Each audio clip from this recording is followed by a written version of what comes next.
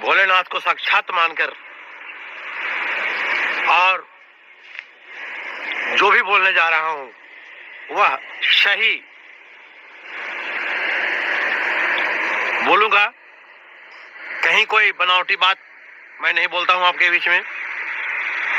तो चलिए, हम समझते हैं कि जिस प्रकार से आप सभी हर एक वीडियो को हमारा शेयर कर रहे हैं, सब्सक्राइब कर रहे हैं, अपने साथियों को पास भेज रहे हैं, बिहार के तमाम नियोजित शिक्षक साथियों में एक नई जोश खरोश पैदा हुई है। इसमें कहीं दो मत नहीं है। शिक्षक में एक अजीब सा उबाल आया और आज यदि सरकार को डर है तो सिर्फ और सिर्फ बिहार के नियोजित शिक्षकों से डर है कि इस चुनावी माहौल में नियोजित शिक्षक हमारा क्या करेंगे। क्योंकि जिनको विशिष्ट बनना था, मैं उनका नाम नहीं लेना चाहता हूं, जिनको विशिष्ट बनना था उनको तो सरकार झांसे में ला करके नई नौकरी में डाल दी। लेकिन सरकार को चिंता सता रही है कि जो लगभग 2.25 लाख, हम जो आंकड़ा लिए पूरे बिहार का, लगभग 2.25 लाख शिक्षक नियोजित रहने का निर्णय ले लिए, संकल्प ले लिए। मैं बिहार के तमाम क्रांतिकारी नियोजित शिक्षक साथियों को हृदय से अभिनंदन करता हूं कि आप सही रास्ता चुने हैं। आप अपने बाल बच्चों का भविष्य देखते हुए आपने सही निर्णय लिया है। तो साथियों, किसी सरकार की ताकत नहीं है, किसी सरकार में दम नहीं है कि नौकरी दे करके या फिर नौकरी से निकाल दे। मैं बार बार बोलता रहा, समझाता रहा, लेकिन हमारे कुछ साथी डर से गुमराह होकर के जैसे तैसे नई नौकरी में ज्वाइन कर लिए।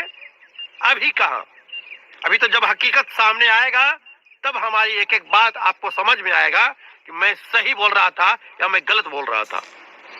खैर, जितने हमारे नियोजित शिक्षक साथी हैं, आप बिल्कुल नियोजित शिक्षकों का अस्तित्व बचाने का काम किए हैं, गौरव बढ़ाने का काम किए हैं। सरकार को सब कुछ देना पड़ेगा। दबे जबान में सरकार के अंदर से बात आ रही है। मैं जो भी बोलता हूं, मैं आज का जो वीडियो है, मैं बाबा भोलेनाथ के शरण में आकर के आपका वीडियो आप सबों के लिए बोल रहा हूं।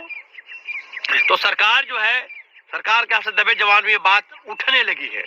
जो कहा गया है कि बिना आग लगे धुआं नहीं निकलता है, तो ऐसी बात कहीं से आने लगी है कि जितने नियोजित शिक्षक बचेंगे उनको सरकार सब कुछ देना पड़ेगा। सरकार को यह बात मैं नहीं बोल रहा हूं, यह बात अंदर से आ रही है, बिल्कुल अंदर से निकल के बात आई कि देना पड़ेगा। सरकार भी इसी तैयारी में थी कि जितना निकलेगा निकल जाएगा। लोग जब वित्तीय बोझ सरकार का कम जाएगा, अब कहां 4 लाख शिक्षक को देना पड़ता। सोचिए सरकार का आर्थिक बोझ कितना बढ़ गया था। एक एक शिक्षक को लगभग 5 लाख 4 लाख का एरियर। अब जो नहीं समझ रहे पूछे कहां से इतना एरियर है, जोड़िए तो एरियर आपका 2-2 प्रोन्नति 3-3 प्रोन्नति था है? सरकार इसीलिए चाहे कि अब आगे भी और देना पड़ेगा, अभी वर्तमान में भी देना पड़ेगा, इसलिए ये सबको नया नौकरी में डाल दो। लोग झांसे में आए, चलते गए। लेकिन अब जो सरकार के चुनावी माहौल को देखते हुए अंदर से जो सरकार में खलबली मची हुई है कि जो लोग अड़ गया वो और इनके परिवार और इनके लोग क्या करेंगे, चुनाव में किस ओर जाएंगे, सरकार को यह बात की चिंता काफी सता रही है। और सरकार निर्णय ले रही हुई है कि कितने शिक्षक बच गए, कितना और देना पड़ेगा हमको। आपको बता दे रहे हैं कि हम लोग एकदम जो सोचे थे कि समान काम का समान वेतन उस ओर जा रहे हैं। अभी भी लगातार बिहार का शिक्षक साथियों के माध्यम से, फोन के माध्यम से रोज पूछा जा रहा है कि भैया हम लोग ये फॉर्म भर दिए है, सक्षमता 2 वाला भी, परीक्षा भी दे दिए है, आप क्या करें। तो बहुत लोगों ने हमारी बात को सुना, समझा और निर्णय लिया, फिर कॉल बैक करके बताया कि हम नहीं जाएंगे।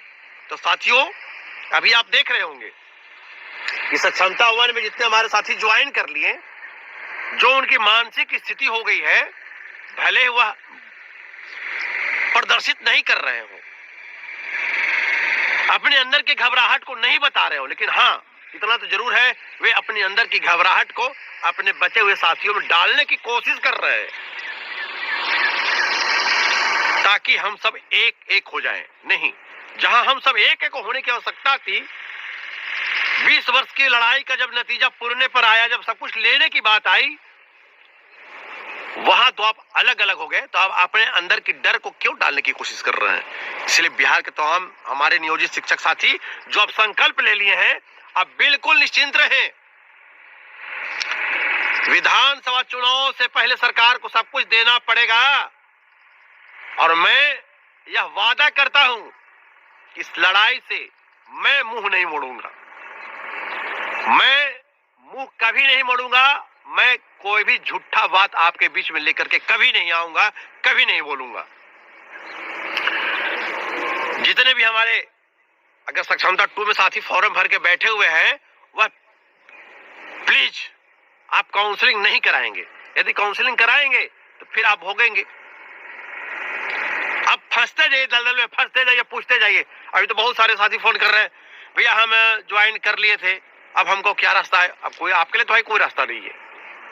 आपने अच्छा निर्णय लिया, सोच समझ के, आपको अच्छा ही लगा होगा, तभी तो आप ये निर्णय लिए, वरना आप शिक्षक थे महोदय, राष्ट्र निर्माता से आप ऐसा कहां से सोच सकते थे? खैर छोड़िए वो बात।